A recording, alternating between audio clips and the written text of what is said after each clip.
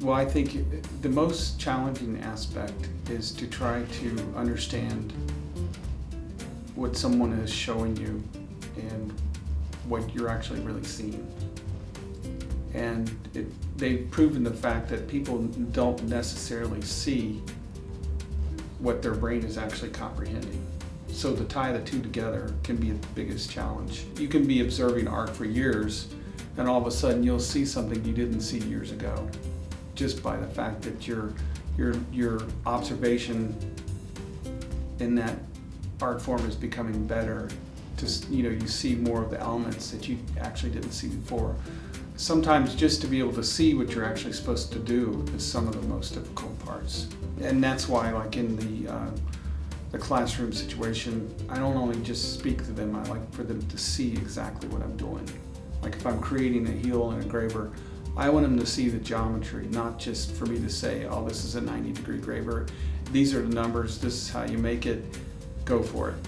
I'll create the heel and I'll say, okay, see how these heels line up. See how that is different from maybe a 90 to a 120. And if they can see those differences, then they're on their way to the next step of learning, for sure. When you learn hands-on, I think it makes what you're doing real. It's like when you ride a bike or run, you feel it. And that makes a big difference, because when you feel it, that motor sensory type of action is really ingrained into your body.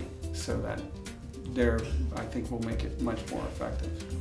A lot of people talk about going through the school of hard knocks, and that's kind of a funny way to put it, but basically that means that your learning is much longer and rigorous and grueling when you have to try to figure everything out for yourself. So I think by having teachers that have all this experience in all these different ways, you can't fail to really gain a lot of years of experience in a very short amount of time, because of the fact that they can bring it together. Something that may have taken them years to actually learn, you can actually absorb in a few days. So you can't beat that.